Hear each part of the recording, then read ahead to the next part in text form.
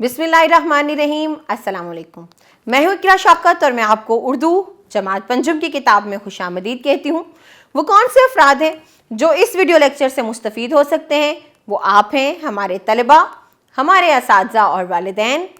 वो कौन सी चीज़ है जो आफाक को मुनफरिद बनाती है? तो वो आफाक की बेहतरीन और कामयाब मनसूबाबंदी है। इसी मनसूबाबंदी को देखते हुए हमने अपनी किताब को इन हवालों से तकसीम किया है। हम जिस सबक की पढ़ाई करने जा रहे हैं वो है खिज़र का काम करूं। और ये क्या है? ये है एक नज़्म जो अखलाकियात के मौजू पर लिखी गई है। आप इसके हासिलात तालुम को अपनी स्क्रीन पर देख सकते हैं। चलिए पढ़ने से पहले का सवाल देखते हैं। अपनी कोई सी दो ख्वाहिशें बताएं। और अगला सवाल यह है कि तालिब इल्म की हैसियत से आप दूसरों की मदद कैसे कर सकते हैं। बाद अज़ां आए मज़ीद जाने में दी गई मालूमात को पढ़िए और अपनी मालूमात में इजाफा कीजिए। ये है हमारा वो सफ़ा जिस पर हमारी नज़्म मुश्तमिल है। चलिए नज़्म की पढ़ाई करते हैं। दर्द जिस दिल में हो इस दिल की दवा बन जाऊं, कोई बीमार अगर दिल हो तो शिफा बन जाऊं, दुख में हिलते हुए लब की मैं दुआ बन जाऊं, दूर मंजिल से अगर राह में थक जाए कोई, जब मुसाफिर कहीं रास्ते से भटक जाए कोई, खिज़र का काम करूं रहनुमा बन जाऊं। बहुत खूबसूरत नज़्म है और हमें नेकी की तरगीब दी जा रही है। हमें लोगों की मदद के लिए बताया जा रहा है और ये कहा जा रहा है कि हम भी नेकी करें, नेकी को फैलाएं और ऐसा काम करें जो हमेशा याद रखा जाए, जिससे हम भी अमर हो जाएं। चलिए जी इस नज़्म के तसव्वुरात और सरगर्मियों को देखते हैं। सबसे पहले हमारे पास अल्फाज के मानी है। नातवानी का मतलब कमज़ोरी होता है। शिफा इलाज या सेहतयाबी को कहते हैं। भटकना राह से बेराह हो जाना, बहकना। और ज़िया रोशनी को कहते हैं। ज़ईफ बूढ़ा शख्स होता है। असा उसकी लाठी को कहते हैं। मेरे करने के काम में हमारे पास कुछ अल्फाज दिए गए हैं और फिर साइड पर एक मुअम्मा आपको दिखाई दे रहा है। आपको इन अल्फाज को इस मुअम्मे में से तलाश करना है और जिन मिसरों में ये लफ्ज़ मौजूद हैं उसको दी गई जगह पर लिखना है। इस सरगर्मी को करने के लिए आप क्या करेंगे? आप नज़्म की पढ़ाई करेंगे, इन अल्फाज को मुअम्मे में से तलाश करेंगे और फिर उन मिसरों को जिनमें ये लफ्ज़ मौजूद हैं दी गई जगह पर लिखेंगे। अगली सरगर्मी मिसरों को मुकम्मल करने की है, तो इसके लिए भी आपको पूरी नज़्म को पढ़ना होगा ताकि आप दुरुस्त लफ्ज़ लगा के इन मिसरों को मुकम्मल कर सकें। अगली सरगर्मी सवालात और जवाबात की है और यहाँ भी आपके लिए ज़रूरी है कि आपको नज़्म अच्छे से याद हो। पहला सवाल देखते हैं। शायर ने किस दिल के दर्द की दवा बनने की ख्वाहिश का इजहार किया है? तो दुखी दिल की, उदास दिल की, जिसके दिल में कोई दर्द हो, ऐसे शख्स के दिल की दवा बनने की ख्वाहिश का इजहार किया है शायर ने। खिज़र का काम करूं रहनुमा बन जाऊं से क्या मुराद है? तो खिज़र का काम हमें रास्ता दिखाना है, हमें दुरुस्त रास्ते की जानिब लेके जाना है। और अगला जो एक फ़िक्रा है रहनुमा बन जाऊं, वो इस बात की वजाहत कर रहा है कि खिज़र का काम करूं यानी लोगों की रहनुमाई करूं, उनकी मदद करूं, उनको रास्ता दिखलाऊं। उम्मीद करती हूं कि आपने समझा होगा। बाकी के तमाम सवालात पढ़िए, नज़्म में से इनके जवाबात को तलाश कीजिए और फिर लिखकर अपने वालिदैन या असातिज़ा को दिखाइए। बात से निकले बात की सरगर्मी करेंगे और पहला सवाल यह है कि नज़्म खिज़र का काम करूं में शायर ने मुख्तलिफ हालात व मामलात में जिन कैफियत और एहसासात का जिक्र किया है, इनसे मुतल्लिक अपने ख्यालात का इजहार करें।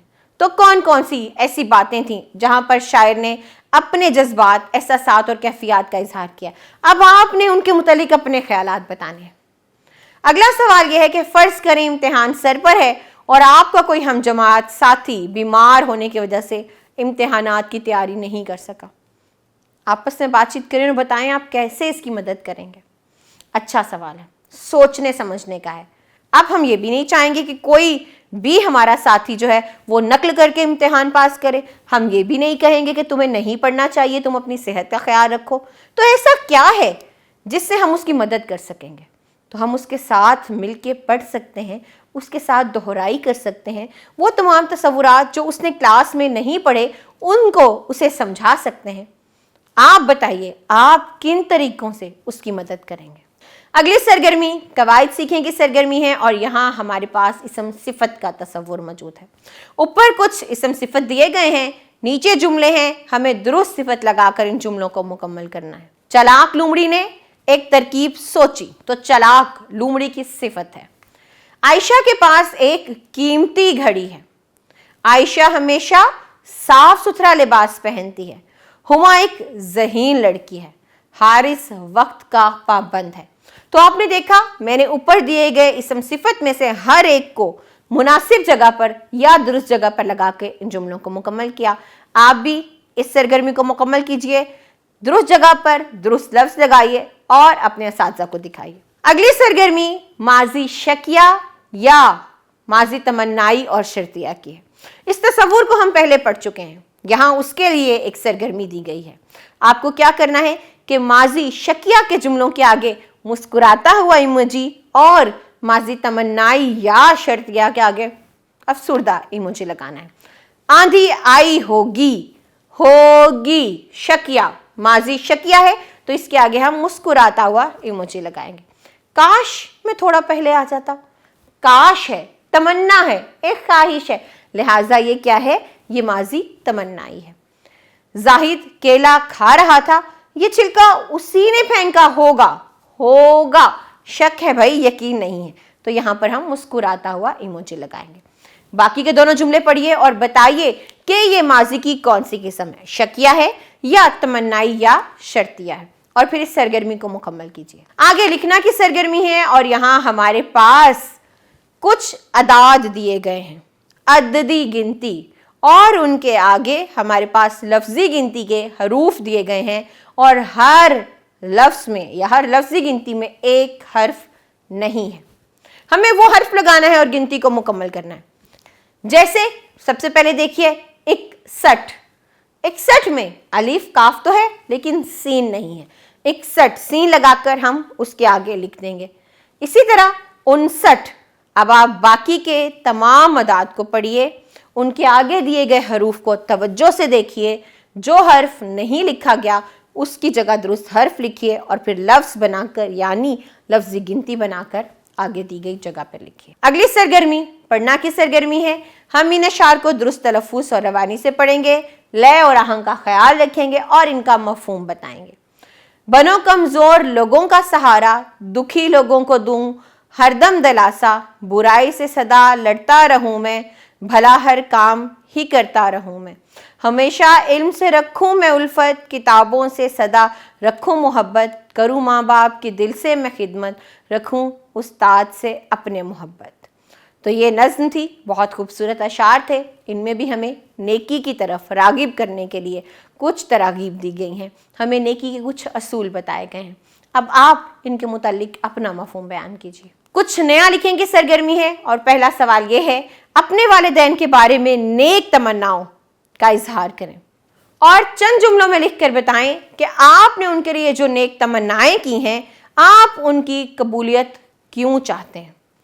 अपने माँ बाप के लिए तो हर कोई दुआ करता है, क्योंकि वो हमें इस दुनिया में लाने का सबब है, क्योंकि उन्होंने हमें नेकी का रास्ता दिखाया, उन्होंने हमारी तरबियत की, उन्होंने हमें पढ़ाया लिखाया।